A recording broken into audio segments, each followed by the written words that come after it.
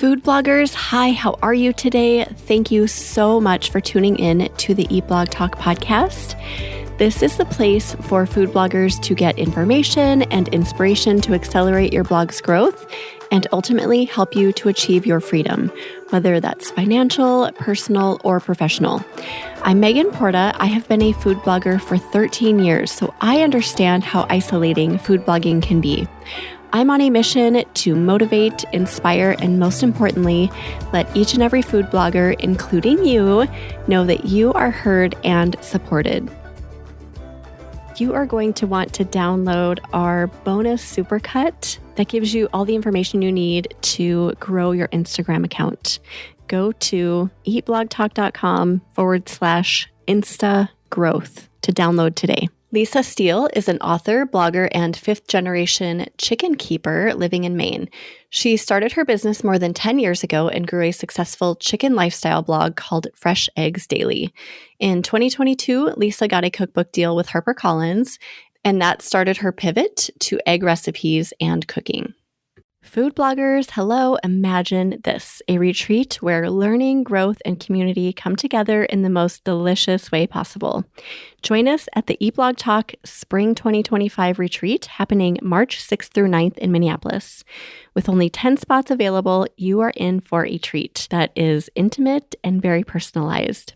This retreat is packed with mastermind sessions, special SEO information, and incredible connections that are sure to be made. But the real highlight, Chef Ryan from Cookery Amendola is going to cook for us. Ryan's dishes go above and beyond. You will be blown away by his customized multi-course dinner on Saturday night and so many other delicious goodies enjoyed throughout the weekend. Every retreat that Ryan has been at has been a truly unforgettable experience that everyone raves about. And it's not just the food, Ryan also brings the fun. Reserve your spot now to tap into all of this awesomeness. Apply today at eatblogtalk.com/retreat. I absolutely love the no pressure approach Lisa Steele from Fresh Eggs Daily has on her food blog. She is also a lifestyle blogger, she's a cookbook author, and she's a new food blogger who's venturing into this world. She really has a passion to make this new project work. Not having a ton of pressure on the food blogging side for Lisa has allowed her to really dig into the world of cookbooks, and she gives some information about how we should approach a cookbook deal if this is something that we're interested in. Do we go the traditional route? Do we go the self-publishing route? And whether or not to get an agent, etc. And just generally how to approach starting a new food blog right now without feeling like you have to get all the traffic immediately. This is episode number 647. I hope you love it. Hello, Lisa. Welcome to the podcast. It's so great to have you here. How's it going today? Hi, thanks for having me. Yeah, so good to have you here. You have an amazing story to bring to the table. And honestly, I don't know that we've ever had a story quite like this. Somebody going from lifestyle blogging to food blogging, especially in this time when food blogging is a little bit tumultuous. So I'm very eager to hear how this has gone for you. But before we get to that, do you have a fun fact to share with us? I do. I mean, I think it's fun for me. So when I was in sixth grade, my dad was a teacher and he took a year off to get his doctorate and decided that we were going to live in Finland. I'm Finnish and we had like some distant relatives there. So for sixth grade, we lived in Finland and it was great. I wish I were older because I would have appreciated it more. Like I kind of didn't want to leave my friends and, I was in bands and all that. But looking back, it was such a great experience. And it's interesting because it really has formed like who I am. Like I felt more in touch with my ancestry after that, and like really embraced, being Scandinavian and all that. So yeah, so that was, we went, kicking and screaming, but all in all, it was a good experience. That's funny. Yeah, I suppose at that age, you do resist that a little bit. But I wish more parents did stuff like that, just took their kids out of the norm and let them experience a completely different culture for a while. I mean, like we were going to do this. And my mom was a teacher too. So like my brother, she got all our school stuff. So we didn't have to stay back or anything. Like they made sure we wouldn't have to stay back when we got back. But the summer after, when my dad was done, we drove around Europe for like a month in a van, which also was I guess very 70s or 80s, whenever it was, late 70s. And again, I wish I were older because I remember parts of it, but it's something that like doing it as an older person or an adult, I think would be amazing. But we went to like Oh. so many countries and yeah, it was, and then I got back and I'm not even sure half of my classmates even realized I was gone. I mean, Oh. it was just kind of like that thing. It's like So blogging, right? anyway, Like you think that everyone's gonna notice when you're gone for a little bit and you get back and you're like, "Oh, everything is just people exactly as." don't. Yeah. Yeah. In fact, I think I posted on Facebook, because you reconnect with like people from high school on Facebook. And I think I posted something once recently about being in Finland in sixth grade. And I think somebody actually said, "Oh, we kind of wondered where you were," or something like that. Like, I Well, guess the that's where sixth you grade went. mind does not. Yeah, Yeah. exactly. That's what you were doing that year. I noticed you weren't in Oh, school. that's hilarious. Oh, what a great experience. I love that you're able to say that your parents did that for you. That's such a gift that parents can do just yeah, for their children. So, so cool to know that. Well, our cat did run away, though. We had people watching our Oh. house, and our cat, well, we found him. He was living in the dumpster at the school, actually. So we found him when we brought him home. The Oh. people who were taking care of the house were supposed to take care of him, but clearly they didn't. But yeah, so he came back and everything was good. Happy Oh, ending. good. Poor kitty living in a dumpster. I know. Oh gosh. Well, that is awesome. Thank you for sharing that, Lisa. I am so excited to hear about your story because you had a lifestyle blog, correct? So, I guess first tell us about your lifestyle blog. So, when did you start? Give us a few details about it. Yeah, long story short, so after that whole Finland thing, I went to college, went to work on Wall Street, got married, we ended up on a farm, and I started raising chickens in 2009, which was the recession, and backyard chickens were getting really popular. I had chickens as a kid. We kind of lived out in a rural area. So I started my blog and my Facebook page like around the same time. And because I had the experience, like having them as a kid, even though it's totally different when you have them as an adult, I people started asking me questions, and I like naturally kind of I did a lot of reading, but I kind of knew, and everything grew really fast. And I got a book deal like 2 years later to write a book on chicken keeping, and then like every year for the next 6 years I just kept writing books on raising chickens. And, that was going great. It was really popular and all that. And then it was just about COVID time. And my publisher wanted me to write another chicken book. And honestly, I was so over it. I had nothing else to say. I mean, I had like 700 articles on my blog and, Facebook and Instagram and everything. And I was just over it. And so I had always wanted to write a cookbook. I've loved to cook. I got my Girl Scout badge in baking and, whatever. I cooked with my mom growing up. But it was one of those things where I would look at it. And even back then, 5 years ago, it wasn't nearly as like professional and polished and competitive as it is now. So I never really considered it an option to like be a food blogger. But I kind of secretly like put recipes on my blog and I stuck them in and nobody cared and liked them and made them or whatever. So I decided I wanted to write a cookbook. Like COVID came and I think all of us just kind of like Mhm. said, this could be the end of the world. Like, what's on my bucket list? So my publisher was not interested. He just wanted me to keep writing chicken books because they were selling really well, you know. But he was gracious and let me out of my contract. So I hired an agent. I did a lot of research about writing a cookbook. And basically, if you want to write like a cookbook, you need an agent. All the big publishers require them. So I hired an agent, actually happens to be Rachel Ray's agent, who I don't know why he agreed to push a cookbook for me, but we wrote a proposal and pitched it out, and HarperCollins gave me a book deal. I nearly fell out of my seat because I wasn't a food blogger. I had at that point probably about, I don't know, like 700,000 followers, for chicken keeping. And they, rightfully or wrongfully so, figured, well, these people raise chickens, but they also eat. So part of my thought about writing a cookbook was at that point with, close to 1 million followers, only like 5% of the population has chickens. So I had this finite group of people that possibly could follow me, buy my books, read my blog. And at that point, after doing it for like 10 years, I figured they knew who I was. I'd been on television, I had my own TV show. So if you're not already following me, you're probably not interested in what I have to say. So I realized I had to make that circle bigger. And by moving into the food world, I basically opened it up to everybody in the country, everybody in the world, really, because everybody eats, right? And I figured maybe some of those people who found me through the food would say, I've always wanted to raise chickens. And that would draw more people to the chicken keeping part, which I still have, still keep up, still is my main like revenue stream and all that. So that was kind of my thought process. So I had to figure out like how to make that all work.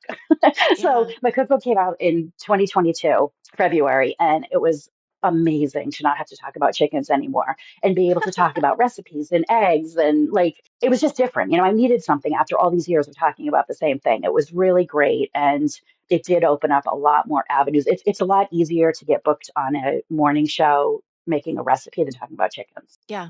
I So it opened bet. up a lot more. Yeah, a lot more. I There's mean, in only a so many way. So things I've you can kind of, say about chickens, right? and right. And so many, you've got to get the right producer who says, yeah, I think people would want to hear about. And had been on like the Hallmark show, Home and Family show, and I had done a couple other things, but nothing really, much.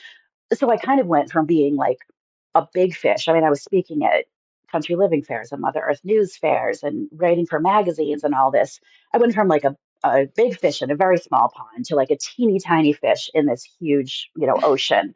So I started, promoting the cookbook and, it started selling really well, partially because it was HarperCollins. So they have great, publicity and marketing and stuff. And I realized I kind of had to separate out and I kind of wanted to. Like in the back of my head was maybe I'll sell this whole chicken piece at some point and just kind of move into like I have another cookbook deal. If I can write a few more cookbooks, maybe I can become like a legit, food blogger.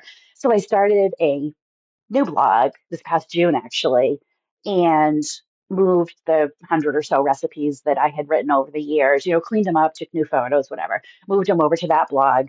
So my original blog was called Fresh Eggs Daily, which in retrospect was really great because my cookbook is an egg cookbook called the Fresh Eggs Daily Cookbook. So the name worked. Like I wasn't so narrow, that it just had to be about chickens, right? But I decided to call the food blog Coop to Kitchen, which I thought was cute. And it's like a play on farm to table, right? In Yeah. retrospect, I don't. So I started a Facebook page, I started an Instagram, I started the blog, started a newsletter. Within like 8 weeks, I realized it was too much. Like I couldn't keep both going and trying to grow something brand new on social media right now. It's too hard. I had like 100,000 followers on Instagram on my original account. I set up my new account. I got like 200 followers. Yeah. So I realized that wasn't going to work, and maybe I separated it too much. So I did shut down the social. Well, I did shut down. It's still there, but I don't. It's not active. And at this point, I'm trying to figure out like I have a link from my chicken blog to my recipes and a link from my recipe blog to my chickens. To link them.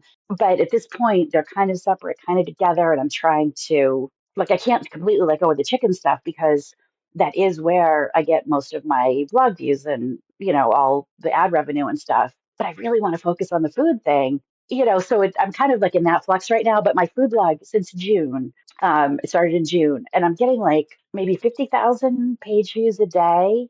No, that's not right. A month, Oh, I was like, 50,000 a month. "Whoa, that Yeah, is no, yeah, amazing." no. And Okay, I used to okay. be an accountant too. Okay, so 50,000 a month, and on my chicken blog, I get like 450,000, half a million, right? So I'm already at like 10% of the traffic of my blog that I've had for 15 years now Yeah. almost. So I can see that the growth is quicker, but most of it, it's not Google searches. Most of it is me. I started a newsletter list. I have like 7,000 subscribers already, which again is about 10% of my big subscriber list. And I started sending recipes to both lists to try to get views on the food blog, Yeah. and which works but then I started to separate it out and say, okay, if you only want the chicken content, here's a list. If you only want the food content, Right. here's a list if you want both. And a lot of people do want both, honestly, because a lot of my followers do eat. Yeah.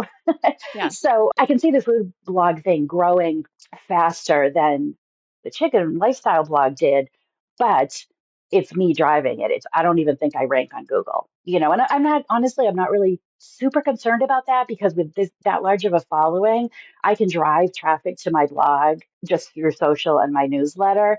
And I really wanted it more as a place when my publicist gets me on a morning show and they share a recipe.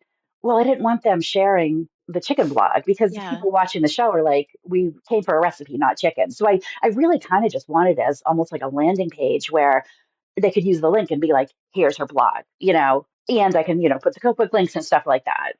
So you most of your traffic, so you're getting about 50,000 page views a month on your brand new food blog, which is great. So you think most of that is coming from the newsletter where you're sharing your recipes and then social media as well. Yeah.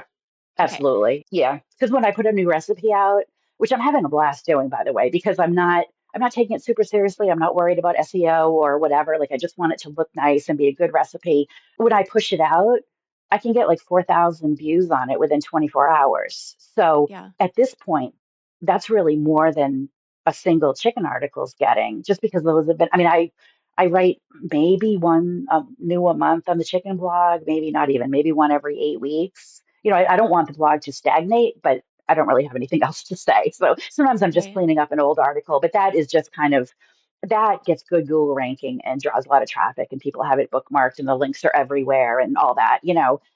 So that's kind of passive income at this point. And I'm really focusing on the recipe The blog, food. but Yeah. not stressing about this has to be first page because it's more like I said, just for my publicist to send people when they're talking about a cookbook author, oh, she actually has a blog with recipes on it. You know, Yeah.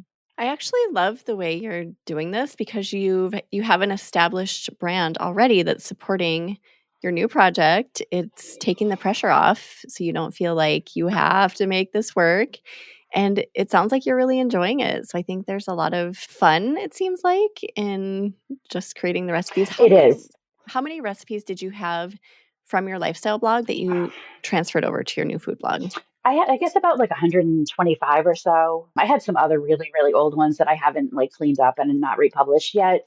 So I had about 125. I'm up to about 200 at this point because I have been writing like one a week or two a week. I did take some from my cookbook and put them on there because my cookbook has been out for like almost 3 years now. So taking some recipes from that, putting them on there, but not crazy stressing about I need to push out a new recipe. It's funny because I'm in a lot of blogging groups and the food bloggers, this new algorithm, which basically killed everybody. I love that like you said, I don't have to stress. It doesn't pay the bills and it doesn't need to pay the bills. So I can have fun with it. I can enjoy it. But yeah, food blogging, it's rough because there's so many people on social media and Substack who are just giving recipes away for free. They're either typing them all in the text or sharing them somehow or even when you go to Google, it'll show you the whole recipe or Pinterest without even clicking on through.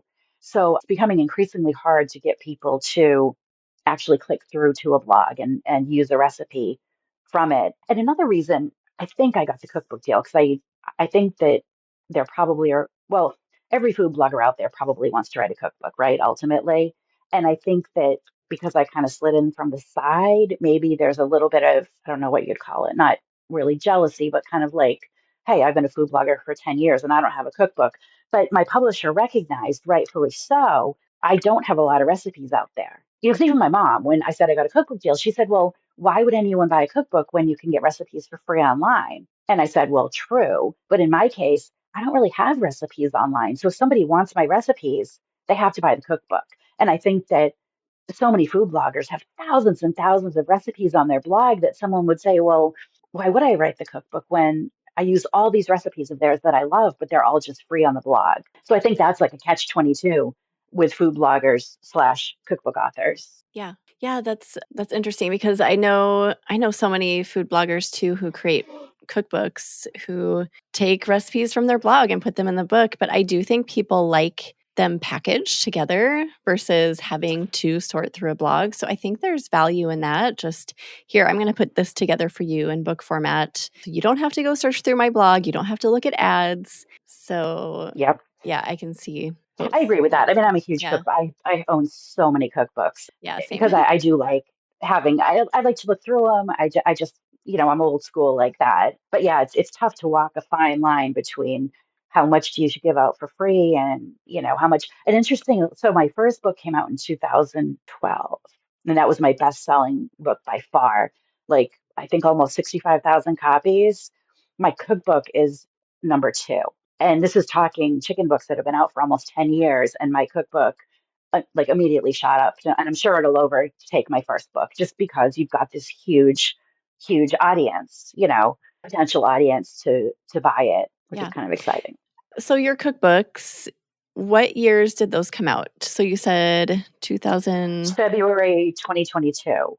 Okay, me too. And I'm working on my second one, which is coming out summer of 2026, which seems Okay. like forever from now, but it's a good 2 years. I mean, half of it is because they're all printed overseas. So you have to get that book done and ready, and then to the printer in the queue. It's got to be printed and then shipped back here, which can take, weeks. So you're talking like 6 months from the time that book is submitted to the printer till it Right. gets to the warehouses. So 2 years is pretty normal Yeah. for from start, like signing the deal, to publish date. Yeah. Exciting.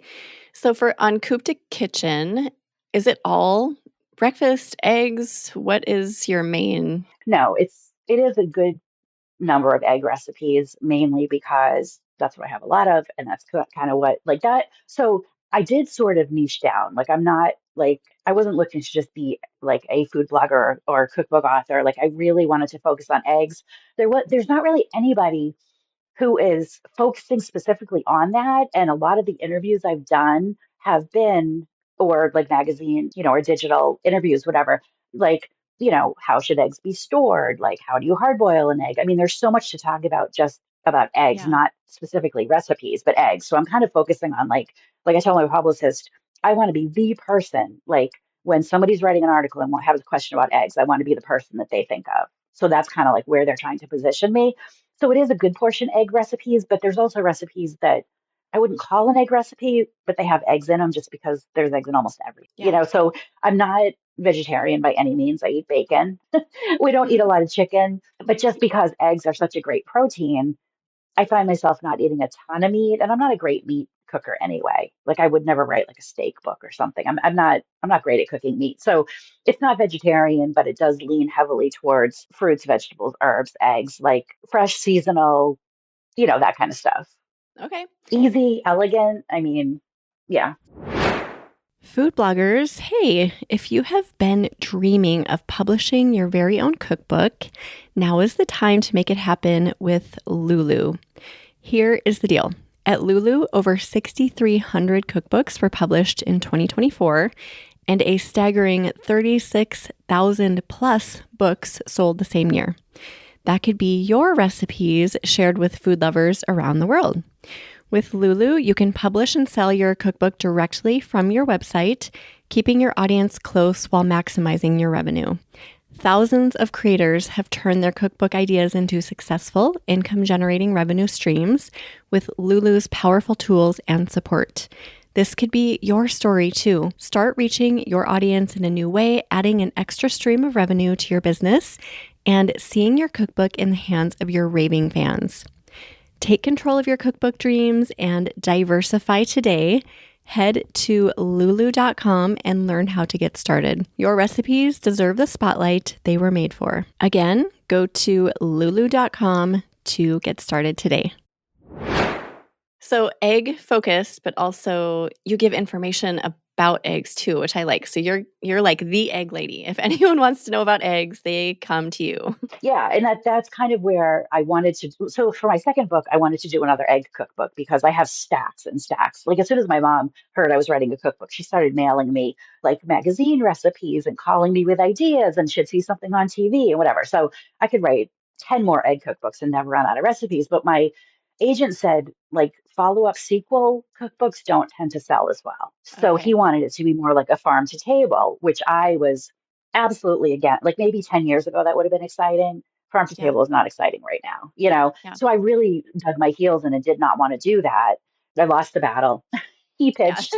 We agreed not to call it farm to table. But then once I got into it, I really had a lot of fun because I wasn't confined to just eggs with recipes with eggs in them. So there's soups, there's salads, there's sandwiches, there's desserts, which most do have eggs. But it was kind of freeing because like if I wanted to make a salad, I didn't have to figure out how to get an egg into it. Yeah. So we really focused on fresh, seasonal. I live in New England. Like I said, we lived in Finland, so it's kind of Scandinavian, but not really, but it's very New England, like that kind of like northern cooking Yeah. type. I'm definitely not like a southern cook.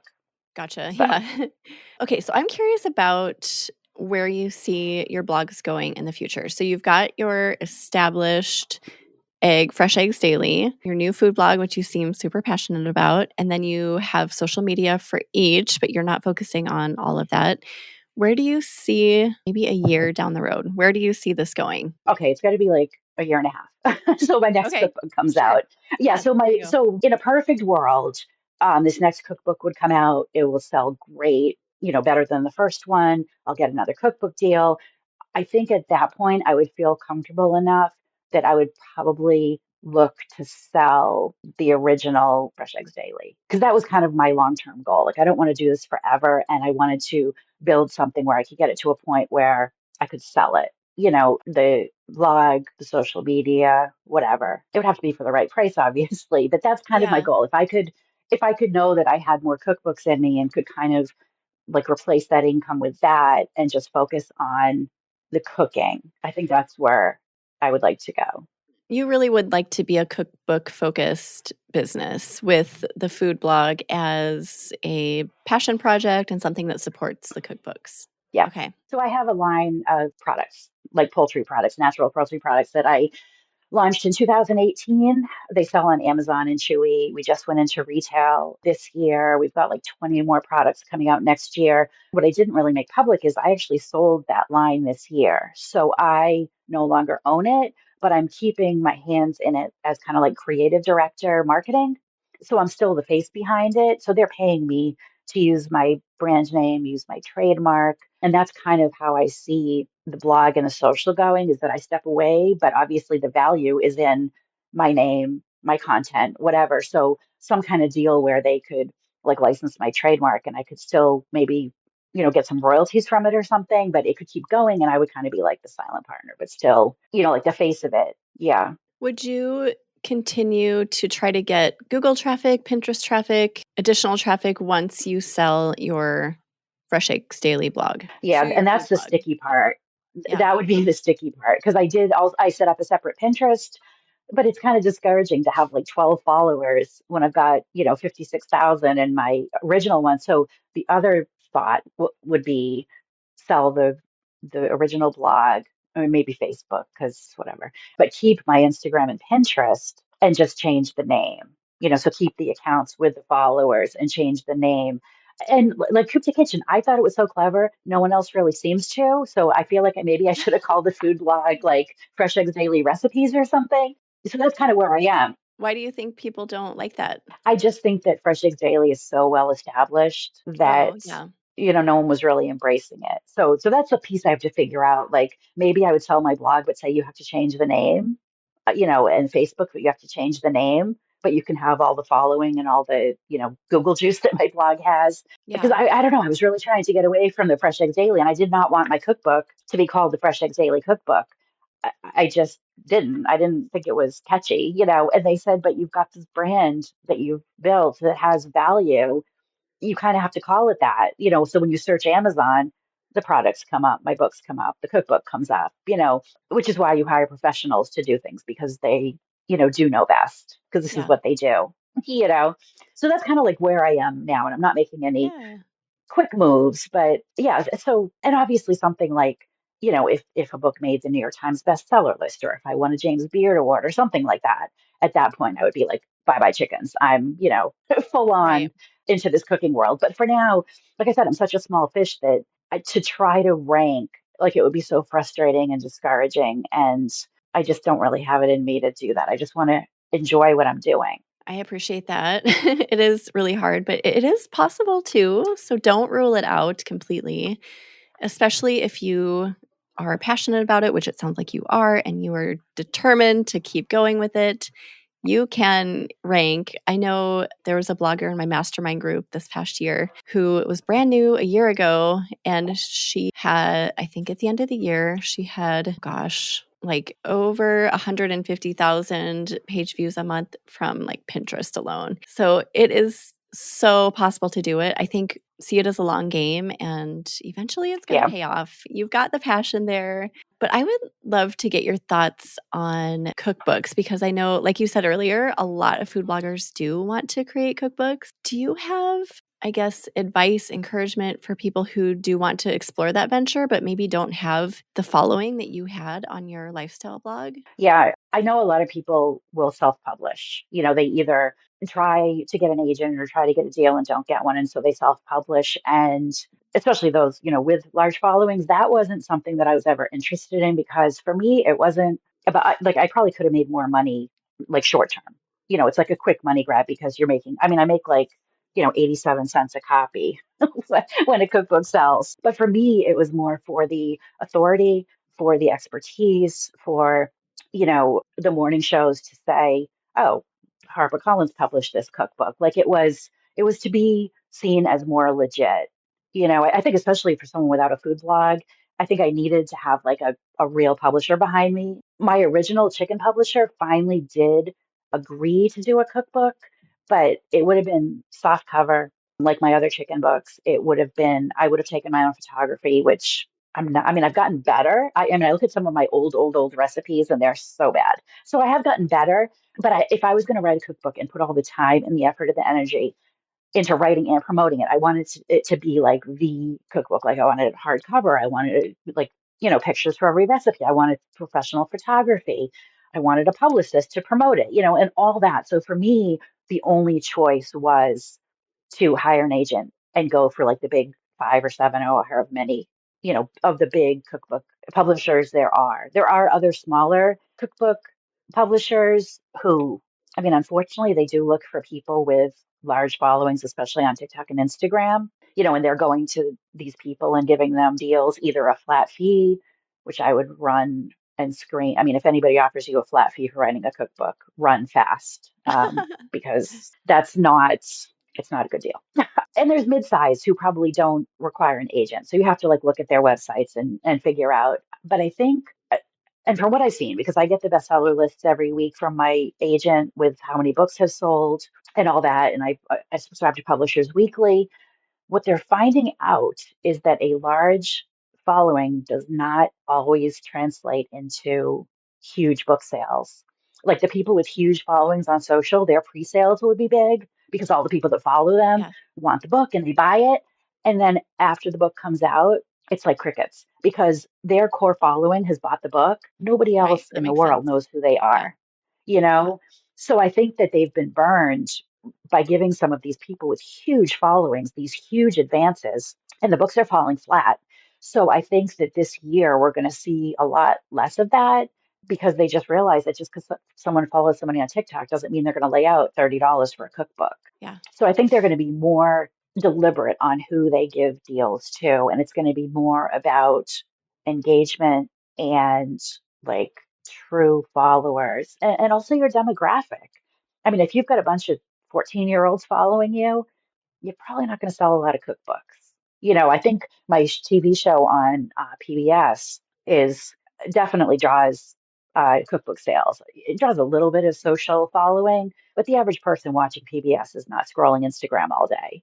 Yeah. They're the type that are going to buy a cookbook. So you have to think about who your following is and who really is going to buy this book because people might follow you and love everything you post and be all rah rah and oh, you should buy a cookbook. And then when it comes right down to it, are they really going to lay out the money for that book? It's a hard sell. Yeah, it depends on what your goals are. So if your goals are to have a new revenue stream fairly quickly, then go the self-publishing route. If you want the authority, then you should maybe go the traditional route. So just thinking through that first to start. And like you, it seems like you really want to build a business around cookbooks. A lot of people don't want to do that. Many food bloggers just want a cookbook as a sideline project, like look what I created, that sort of thing, something to be proud of. So they It's in can your say, hands. I'm an author. Yeah, I'm a Well, cookbook yeah, author. And yeah, my agent said that's the most frustrating thing for them is signing somebody and getting them the deal. And then the cookbook comes out and that person never mentions it again. They don't promote it, they don't sell it, they don't, because they just wanted to be able to put cookbook author on their blog. Because let's face it, Google is looking for experts. And if you have a cookbook, not only do you have an Amazon listing, which does drive social traffic and blog traffic, it's a great way to advertise yourself. And they said the number of people that just write one cookbook is staggering, staggering. Like no, no. yeah. I mean, I'm one of those people.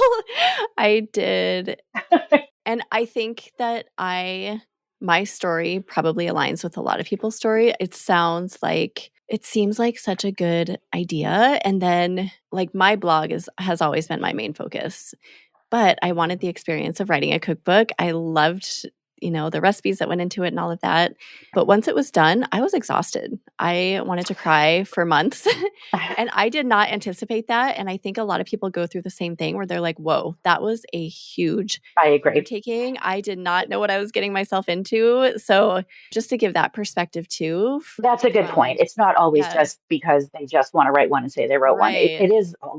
So from my perspective, after writing all these chicken books, I found it actually easier because writing a chicken book that has to be fact checked and researched and right, sure. like I found the cookbook, like once you get into like how you write it, like the title, the head note, how many it makes, the order of the Yeah. ingredients, it always has to say all-purpose flour. Like I found it very like formulaic, I guess you'd call it. I really enjoyed it. I also had a ton of time to write it, so I wasn't like stressed. Like I've heard people get like deals where they have to turn in everything in 6 months, and that's, like crazy. But I do think people don't realize how hard it is. I loved it also because every step was different, like writing it, and then you have the editing, and then you have the photo shoot, and then you have the format, and then you have choosing the cover and the title. Like it moved right along and it wasn't all the same thing.